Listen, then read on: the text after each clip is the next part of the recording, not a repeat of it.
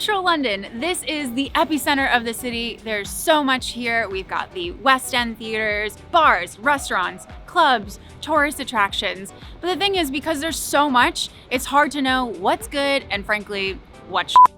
So I'm gonna give you a little teaser of the casual tourist guide to Central London, my travel guide that helps you to avoid the not so good stuff and see and do all of the local things. We're gonna start with getting some coffee at this cafe that is really unique and interesting. Let's go.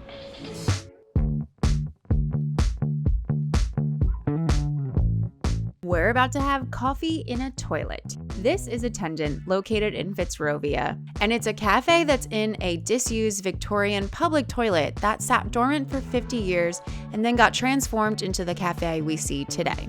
When you go downstairs, you can actually see parts of the original porcelain urinals and the Victorian tile floors.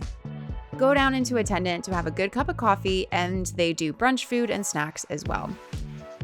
And the ironic thing is there's actually no toilet at this cafe.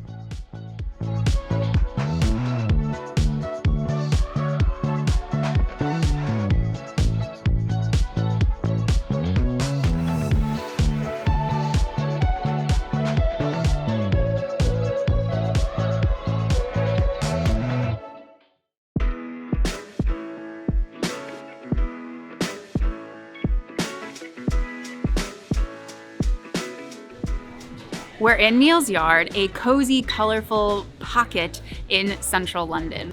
It all started back in the 1970s when an entrepreneur and activist, Nicholas Saunders, opened up the first health business, and it just flourished from there. To this day, a lot of the businesses that are here are health and wellness focused.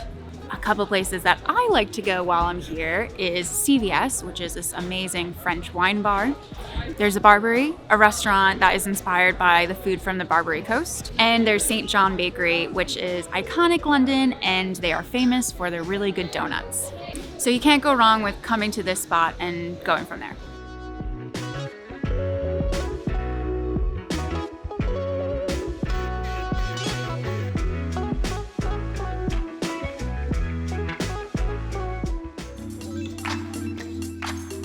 We're just outside Seven Dials Market, and this is a great place to come if you are near Seven Dials or Covent Garden and you want some yummy but affordable food. The cool thing about here is that there are tons of different food vendors selling lots of options for what you can have for lunch or for dinner. They've also just reopened this one section called Cucumber Alley, which has even more options for food vendors. Also, the entire place is covered, so it is British weather-proof. Let me tell you about a couple of my favorite vendors. There's Club Mexicana, who do amazing vegan Mexican food. And there's also Yum Bun, which does Taiwanese buns that are delicious. Let's check them out.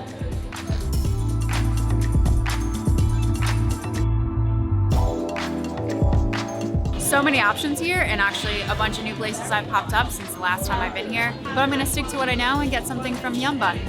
Can I do the lunch set, please? Yes, what ones would you like? The tofu one. For you, enjoy, thank you. Thank you.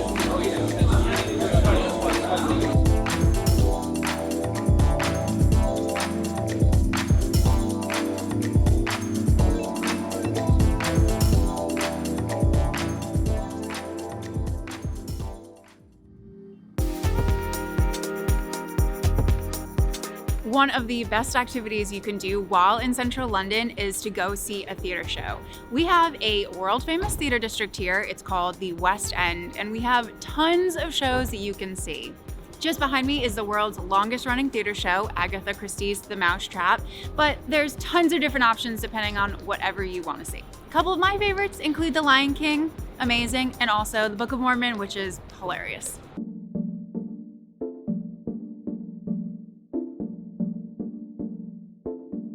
If you like books, collectibles, vintage items, then come to Cecil Court. This is a pedestrianized street with Victorian-style shops, many of which have been here for a few centuries now.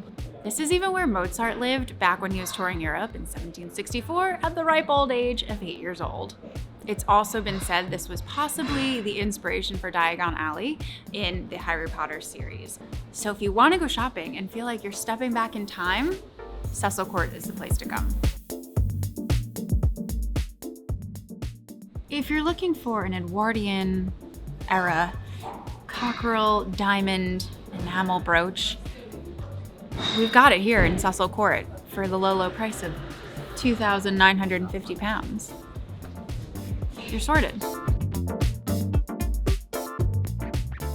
There are a couple really neat shops here. This one over here is Alice in Wonderland themed. And then this one here is all about music. So there's music novels, nonfiction, but also they sell sheet music.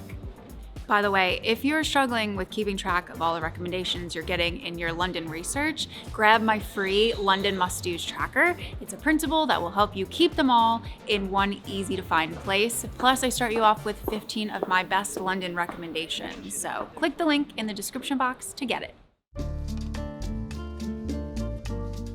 You're never gonna struggle to find a place to drink in central London.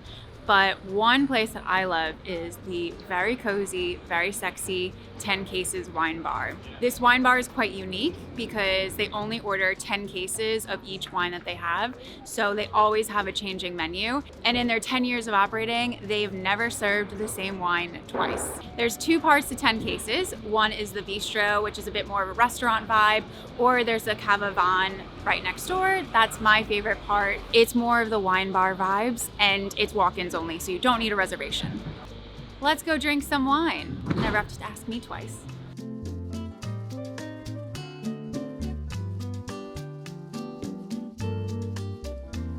So I've gone for a Tempranillo. It is a red wine from the Rioja region in Spain, and it's delicious. I think that's correct. Hope you enjoyed this small selection of very cool things to do in central London. And if you need help keeping track of all the recommendations you find, don't forget to get my free downloadable. Link is in the description. And for more area guides to London, click one of the videos popping up around me.